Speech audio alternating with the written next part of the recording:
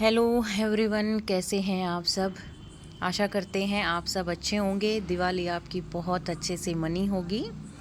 और आज हम ओशो के बारे में बताते हैं। ओशो का इस दुनिया को देखने का नज़रिया बिल्कुल अलग था। वो आज हमारे बीच में नहीं रहे, मगर उनकी सिखाई हुई बातें और जो वो कह कर गए हैं और बहुत तरह की किताबें। ओशो ना कोई साधु थे, ना महात्मा थे, कुछ नहीं थे, ना कोई भगवान का अवतार थे। वो बस एक आम इंसान थे और वो हमें वो नज़रिया बता रहे थे इस दुनिया को देखने का, जिसके बारे में हम सोच भी नहीं सकते।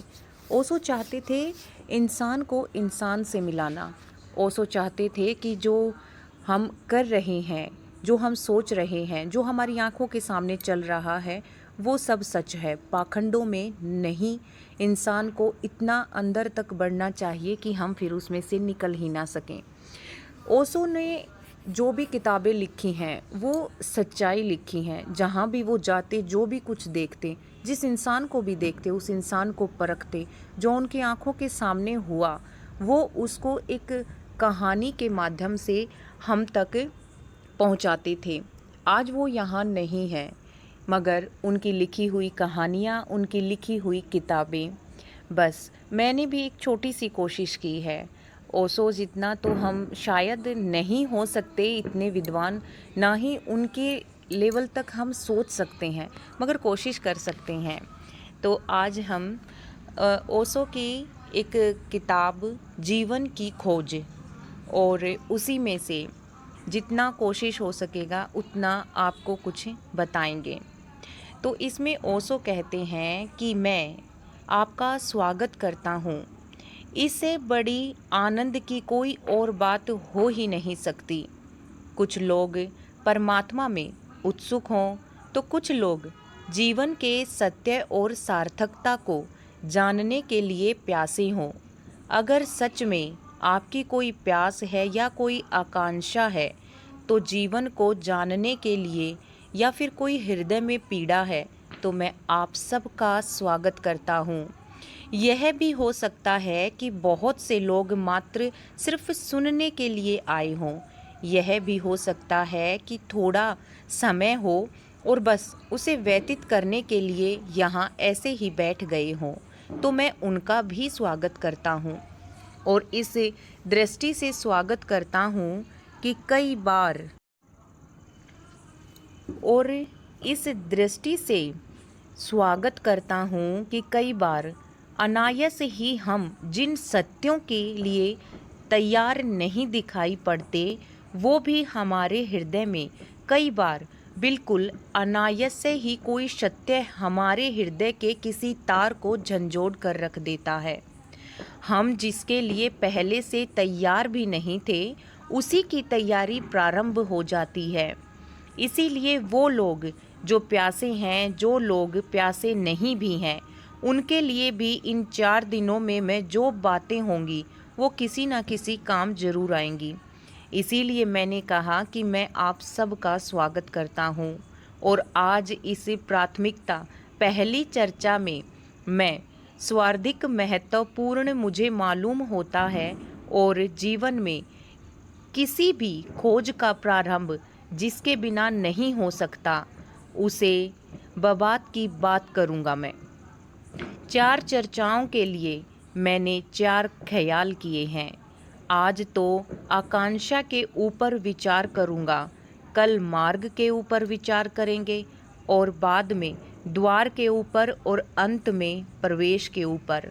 हम साधारण मान लेते हैं और बस जिए जा रहे हैं, लेकिन बहुत कम लोग हैं जो ठीक ठाक अर्थों में जीते हैं। बहुत कम लोग हैं जिन्हें इस बात का पता भी चल पाता है कि उनके पास जीवन था। बहुत कम लोग हैं जिन्होंने इस बात का बोध हो क्या रहस्यपूर्ण सत्ता उसके भीतर निवास कर सकती है। हम करीब करीब औपचारिकता और अनजान ही अपने से जी लेते हैं।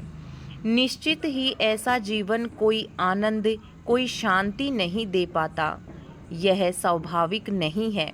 यही स्वाभाविक होगा कि जीवन में एक दुख और चिंता और एक परेशानी और एक पीड़ा बन जाती है। वैसा ही हमारा जीवन है। स्वाभाविक ही जीवन को जानने की उत्सुकता पैदा करता है। हम जानना चाहते हैं कि हम क्यों हैं, हमारी सत्ता क्या है और हमारा प्रयोजन क्या है, कौन सा अर्थ है, किसकी वजह से हम यहाँ पर हैं। और अगर हमें यह पता नहीं चल पाया तो हम किस चीज़ के प्रयोजक और कौन से अर्थ को हम ढूंढ रहे हैं। लेकिन जीवन को हम एक बोझ बना लेते हैं। घटनाएं घटती रहती हैं और समय व्यतीत होता रहता है। जन्म से मृत्यु तक की यात्रा पूरी कर लेते हैं, लेकिन कोई सार्थक नहीं होता। किसी को नहीं पता कि क्या अनुभव किया है। बहुत थोड़े लोग हैं जो जीवन में सार्थकता को जान पाते हैं। हर एक मनुष्य के लिए जीवन को जानने के लिए सर्वप्रथम आवश्यक होता है उसके भीतर कोई प्यास होना। बुद्ध एक गांव के पास ठहरे हुए थे और एक व्यक्ति ने सुबह सुबह आकर उनसे कहा कि आप इतने दिनों से और कितने वर्षों से लोगों को समझा रहे हो परमात्मा के लिए, मोक्ष के लिए, आत्मा के लिए। कितने लोगों ने आपकी बात मानी? बुद्ध ने कहा। जब बुद्ध कुछ कहने लगा तो इस बीच एक महिला जोर जोर से बोलने लगी। ओशो फिर बीच में रुक गए और उन्होंने बुद्ध की कहानी को फिर से शुरू किया। बुद्ध कहते हैं कि आपको शायद लगता होगा कि कुछ गड़बड़ है। करीब करीब सारे लोग वैसे ही हैं। कुछ लोग बोलते हैं और कुछ लोग चुप हो जाते हैं। इससे कोई बहुत बड़ा भेद तो नहीं है। मैं चुप बैठे हैं जो, और कोई बेहतर हालात में नहीं है। हमारे मन की जो मनसा है, जो स्थिति है, उसे हम बस समझ नहीं पाते। कितने पागल हैं। हमें पता भी नहीं कि हम क्या कर रहे हैं और क्या कह रहे हैं और क्या बोल रहे हैं। हम कैसे जी रहे हैं इसका भी हमें कोई पता नहीं है और इसीलिए इस तरह की बातें हो जाती हैं। फिर बुद्ध ने कहा कि हम लोगों को समझा रहे हैं, हम लोगों को कह रहे हैं। कोई 40 वर्ष से मैंने लोगों को परमात्मा और जीवन के अर्थ के संबंध में बातें कही हैं और यह भी तुम्हारा कहना ठीक है कि कितने लोगों को मोक्ष और कितने लोगों को परमात्मा का अनुभव हुआ है। तुम ठीक ही पूछते हो, लेकिन इससे पहले मैं तुम्हें उत्तर दूं, मैं जानना चाहूँगा कि तुम गांव में जाओ, जो एक छोटा सा गांव है, और सारे लोगों को पूछो कि कितने लोग परमात्मा को चाहते हैं और कितने लोगों की आकांक्षा है और कितने लोगों के मन में प्यास है। वह आदमी गया।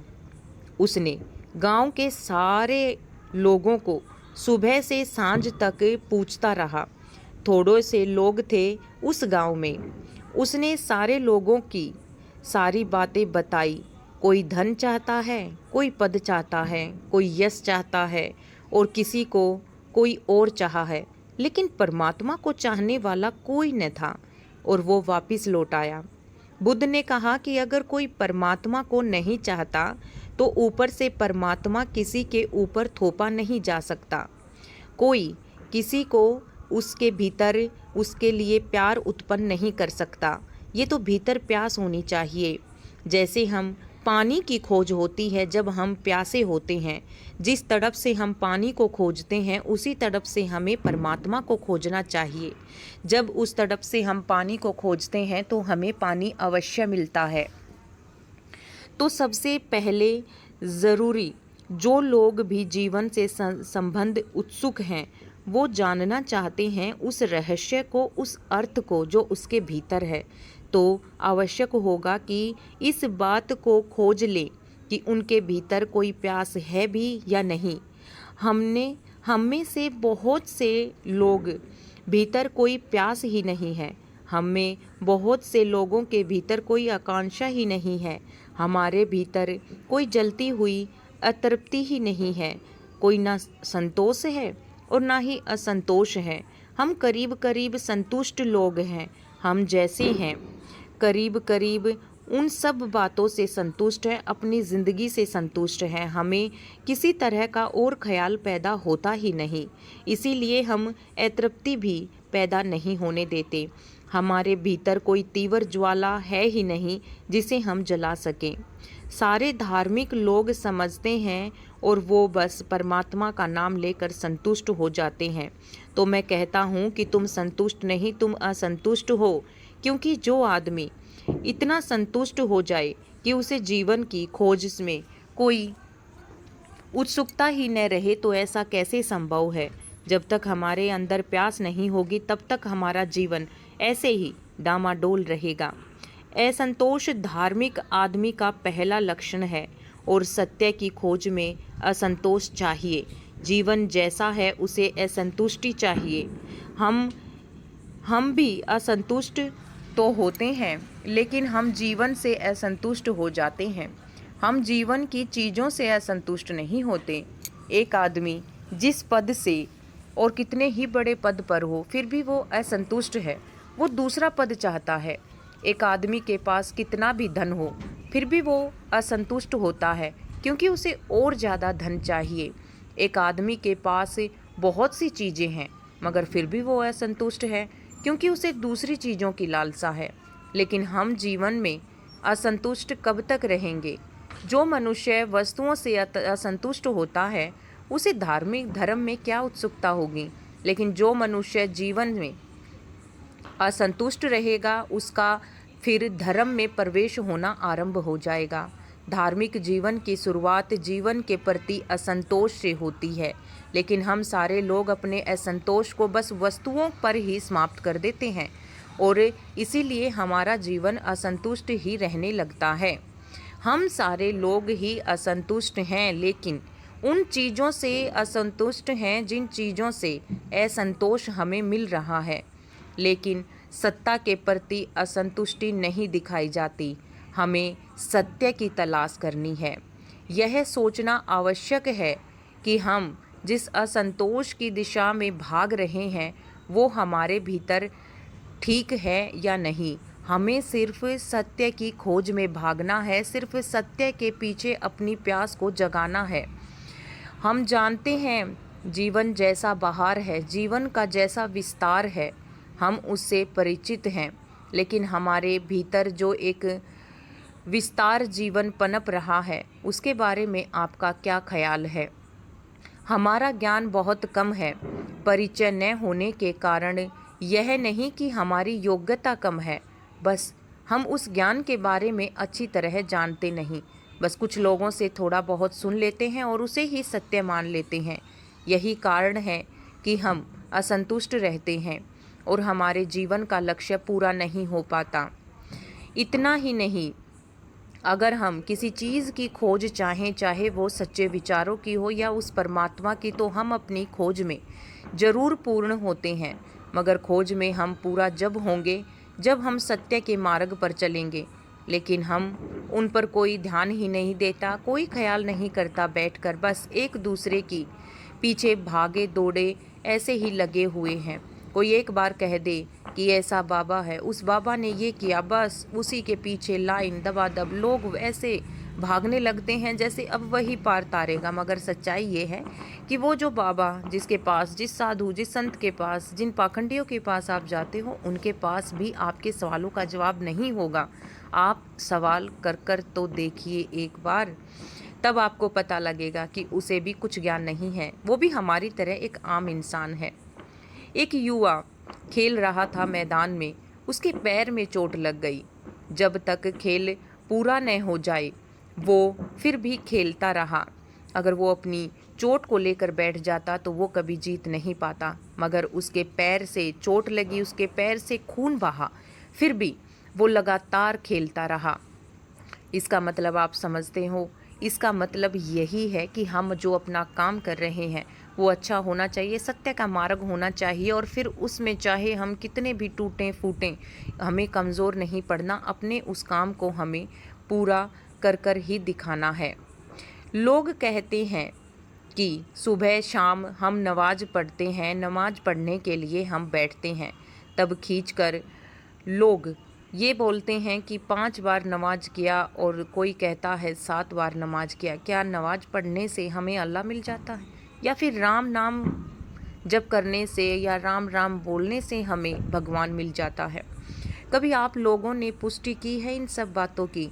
कभी बैठकर सोचा है आपने कि हम जो कह रहे हैं, जो कर रहे हैं, क्या वहाँ राम है?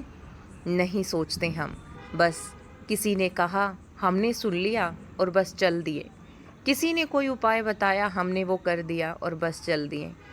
ये पंडित कोई कहता है कि हम इतने ज्ञानी हैं। अगर वो ज्ञानी हैं तो फिर उन्होंने अपना जीवन इतना व्यर्थ क्यों बना रखा है? क्यों वो लाखों करोड़ों की भीड़ इकट्ठा करते हैं? और अगर उन्हें विज्ञान बांटना ही है तो फ्री में बांटो। क्यों लोगों पर चंदा इकट्ठा करते हैं? क्यों एक कथा के 10-10 लाख रुपए लेते हैं? जब उन्हें मोह माया त्याग ही दी है, जब उन्हें मोह माया से कोई मतलब ही नहीं रहा, वो हमें ये सिखाते हैं बैठकर कि मोह माया से दूर रहो, माया किसी काम की नहीं, खाली हाथ आए थे हम, खाली हाथ हमें जाना है। तो फिर आप लोग क्यों, आप जो बैठे हैं, जो गीता का पाठ पढ़ाते हैं, जो ज्ञान देते हैं और फिर उठकर 1 घंटे के बाद 10 लाख का चेक लेके वे वहाँ से चले जाते हैं, और हम पागल, हम खुद उन्हें वो 10 लाख रुपए देते हैं। क्या जो ज्ञान उन्होंने कहा वो हमें नहीं पता था? जो गीता का पाठ वो पढ़ कर गए वो हम नहीं पढ़ सकते? तो फिर क्यों इतना अंधविश्वास फैला हुआ है?